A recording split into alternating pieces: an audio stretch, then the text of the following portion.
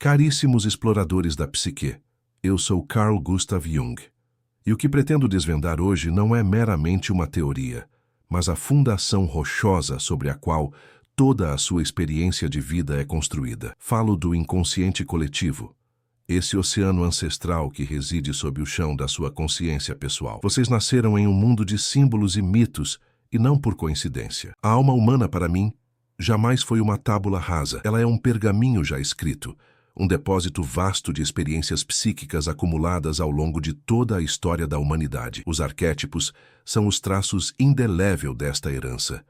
Eles são a prova de que, no mais profundo do seu ser, você compartilha uma matriz de pensamento e sentimento com o homem das cavernas, com o faraó egípcio e com o místico medieval. Aonde quer que a humanidade tenha se estabelecido, encontramos o mesmo padrão de histórias.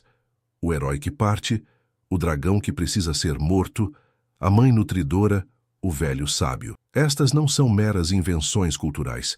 São manifestações de uma estrutura psíquica universal pré-existente. Pense nas suas reações instintivas diante do escuro, diante de uma figura autoritária, ou no fascínio inexplicável por certos contos. Isso não é aprendido.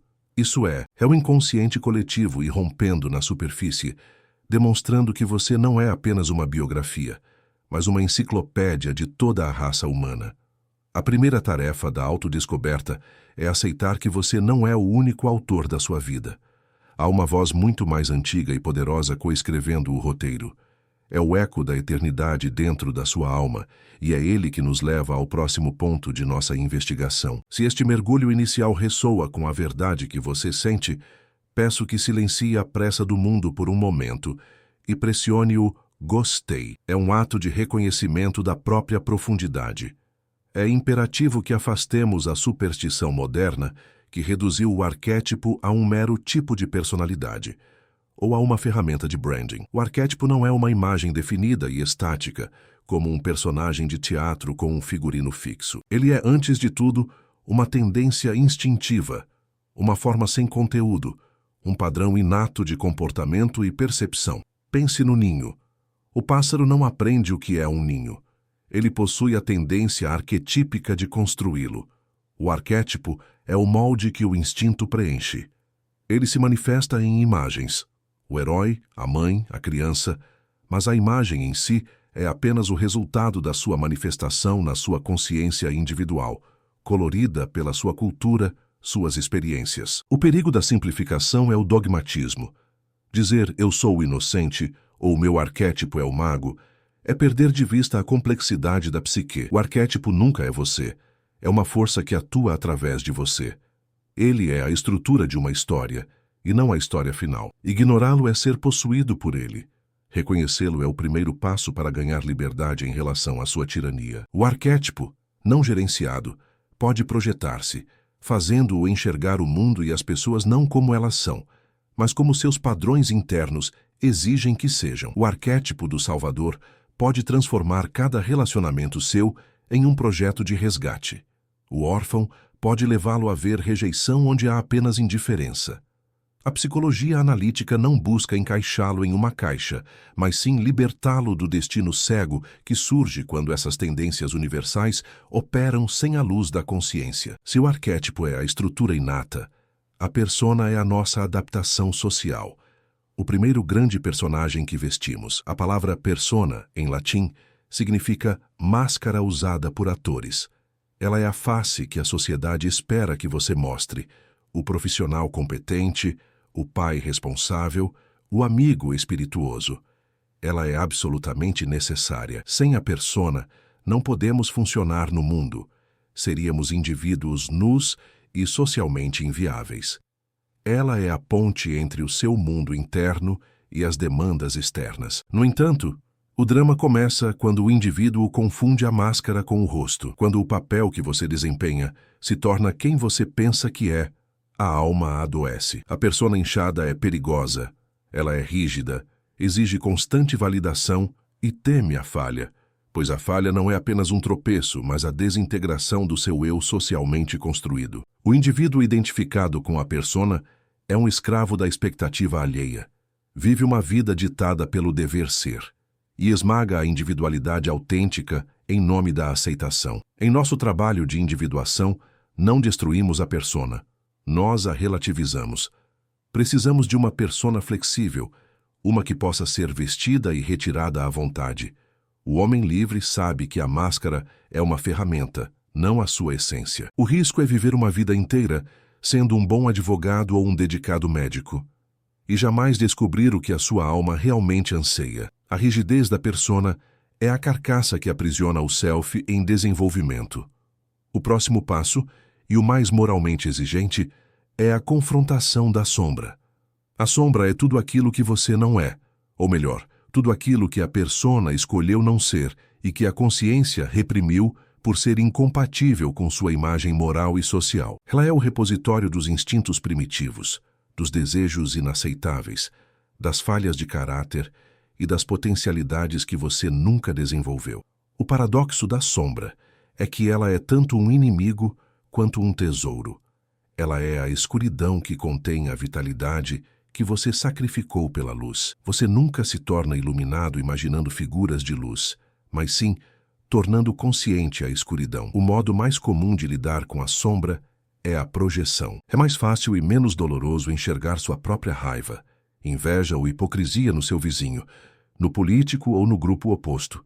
O mundo está cheio de pessoas que veem sua própria maldade projetada no outro, e é assim que nascem o conflito e a demonização. A confrontação significa retirar essas projeções, trazê-las de volta para casa e reconhecer: este impulso hostil, esta preguiça, esta inveja é meu. Integrar a sombra não significa agir com base nos seus impulsos mais baixos, mas sim conhecê-los e canalizá-los. A energia do instinto agressivo, por exemplo, pode ser integrada como assertividade ou força de vontade. Se a sombra for reprimida, ela ganhará força nas profundezas, criando complexos autônomos que o farão reagir de forma desproporcional. A sombra integrada é a base da autenticidade, pois um homem que não conhece sua própria escuridão é infantil e perigoso. A psique humana é andrógina. Ela contém os opostos. O homem possui um princípio feminino inconsciente, a ânima, e a mulher possui um princípio masculino inconsciente, o ânimos. Estes são arquétipos de relação e de ponte. A ânima no homem é a sua capacidade de sentimento, de humor, de sensibilidade e de relacionar-se. Se a ânima for primitiva e não desenvolvida, ela se projeta. O homem se apaixona por mulheres que carregam todas as qualidades de sentimento que ele não tem coragem de desenvolver em si mesmo. Ele pode ser cativado por uma mulher misteriosa ou emocional, e depois aterrorizado pela própria profundidade que ele projetou.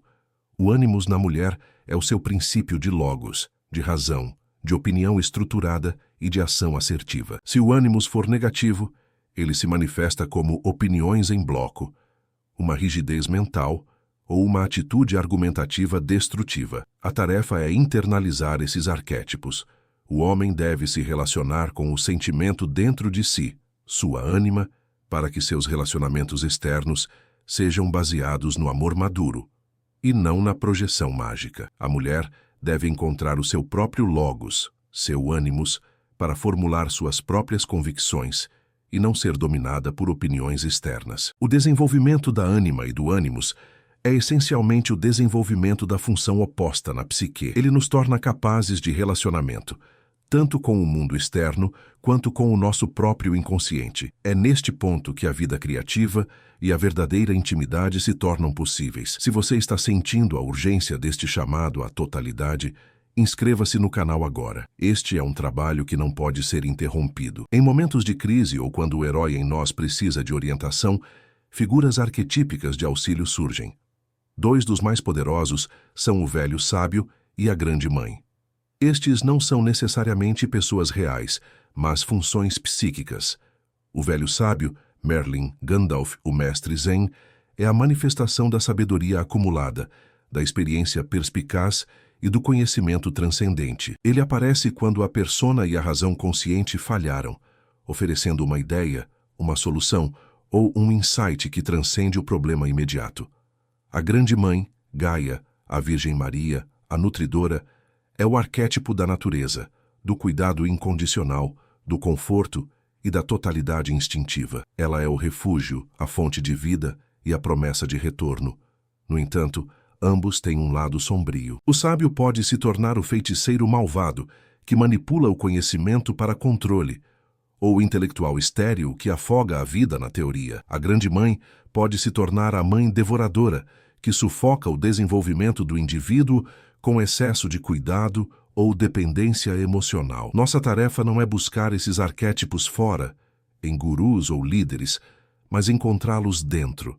A sabedoria não é uma informação que lhe é dada, é uma voz que você aprende a escutar. A intuição e a capacidade de nutrir a si mesmo e aos seus projetos vêm de uma ânima integrada, que se conecta à energia da grande mãe arquetípica. O arquétipo do herói é talvez o mais visível e o motor de quase todas as mitologias e narrativas.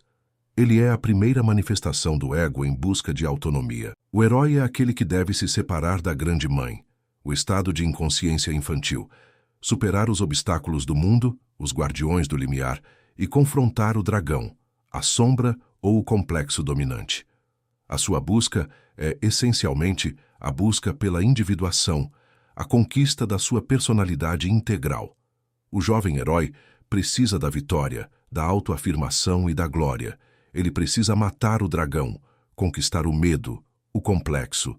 No entanto, a jornada do herói maduro é diferente. O objetivo final do herói não é a glória, mas o retorno com o elixir, a sabedoria adquirida que pode ser usada para beneficiar a comunidade. O grande perigo do herói é a inflação do ego, o sentimento de onipotência após as primeiras vitórias, quando ele se confunde com o arquétipo em si. Ele se torna o herói trágico, aquele que, por orgulho cego, se recusa a reconhecer sua humanidade e suas limitações, caindo em um destino de destruição. Sua jornada é o mapa de sua própria vida. Quando você se sente chamado a uma tarefa que o aterroriza, é o seu herói interno tocando a trombeta. A individuação é a jornada do herói que finalmente entende que o verdadeiro tesouro estava, desde o início, dentro da montanha que ele se recusava a subir. O complexo é o braço operacional do arquétipo. Ele é um aglomerado de ideias, imagens e experiências emocionalmente carregadas que se tornou semi-autônomo dentro da psique. O complexo tem o poder de tomar conta de você. Quando dizemos que alguém tem um complexo de inferioridade ou um complexo materno, estamos descrevendo uma área onde a energia psíquica está aprisionada. Quando um complexo é ativado, você não reage, você é reagido. A emoção é desproporcional, a lógica falha, e o comportamento se torna previsível e repetitivo. O complexo é o lugar onde o arquétipo, a experiência pessoal e a sombra se encontram. Por exemplo, o arquétipo da criança ferida, combinado com uma experiência real de abandono e a energia reprimida, sombra, forma um complexo de abandono. Quando este complexo é ativado, você se torna a criança ferida, incapaz de funcionar no presente. O trabalho analítico é o de dissolver a autonomia do complexo, trazendo-o à consciência. Ao invés de ser governado pelo complexo, ou seja, pelo arquétipo inconsciente, você deve integrá-lo, compreendendo sua origem e o seu sentido. É a conscientização que retira a carga explosiva. O complexo não é seu inimigo. É um sinal, um dedo apontando para uma área do seu ser que clama por luz e integração. A jornada da individuação não é apenas um evento interno. Ela tem a capacidade de se manifestar no mundo externo através da sincronicidade. Sincronicidade é um termo que cunhei para descrever uma coincidência significativa, a ocorrência simultânea de dois eventos, um psíquico e um físico, que não estão ligados por uma relação de causa e efeito, mas sim por um sentido em comum. Por exemplo, você pensa em um amigo que não vê há anos e minutos depois ele lhe telefona. O evento não é místico. É a manifestação de um padrão arquetípico no inconsciente que, no momento certo, se projeta em um evento no mundo material. A sincronicidade é a prova de que a psique e o mundo material não são separados. Eles são aspectos de uma mesma totalidade. Ela surge com mais frequência em momentos de intensa ativação arquetípica, como durante o processo de individuação, onde a alma está profundamente engajada em sua própria transformação. A sincronicidade É a forma como o inconsciente coletivo comunica com a consciência, dizendo: você está no caminho certo. Seu mundo interno e o mundo externo estão em alinhamento. Ela injeta significado em um mundo que a ciência moderna tentou esterilizar com o determinismo. Ela nos lembra que há uma ordem, um logos, por trás do aparente caos e que sua jornada pessoal está conectada a um propósito cósmico. Finalmente, chegamos ao ponto central de todo o nosso trabalho: o self. O self não é o ego. O ego é o centro da consciência. O self é o centro da totalidade da psique, consciente e inconsciente. Ele é o arquétipo dos arquétipos, o princípio ordenador que busca a plenitude, a integridade e a unidade. Ele é o objetivo final do processo de individuação, que é o processo pelo qual um ser se torna o indivíduo que ele realmente é. A individuação não significa tornar-se perfeito ou especial, mas sim tornar-se inteiro. Significa integrar a sombra, dialogar com a ânima, ânimos, relativizar a persona e colocar o ego em seu lugar, subserviente ao self. O self é o que a religião chama de Deus interior, o que a filosofia chama de essência, e o que a alquimia chamava de pedra filosofal. Ele é simbolizado pelo círculo, pelo mandalas, pelo Cristo e pelo Buda. Todas as figuras que representam a totalidade e a unidade. A manifestação do self na vida é uma vida com sentido. O indivíduo que alcança a individuação não é um super-homem, mas um homem completo, que aceitou suas contradições, viveu suas experiências e transcendeu a escravidão dos arquétipos inconscientes. Ele atinge uma calma profunda, uma aceitação incondicional e uma capacidade de viver o seu mito pessoal com autenticidade. O self é o guia que reside nas profundezas, e a nossa jornada de 25 a 30 minutos, ou mais, é apenas o mapa inicial para encontrá-lo. Se esta jornada de autoexploração o tocou, por favor, deixe um comentário abaixo. Qual arquétipo você precisa integrar em sua vida hoje? Sua resposta enriquece a nossa comunidade, e se você deseja continuar essa conversa profunda, ative o sininho para a próxima revelação.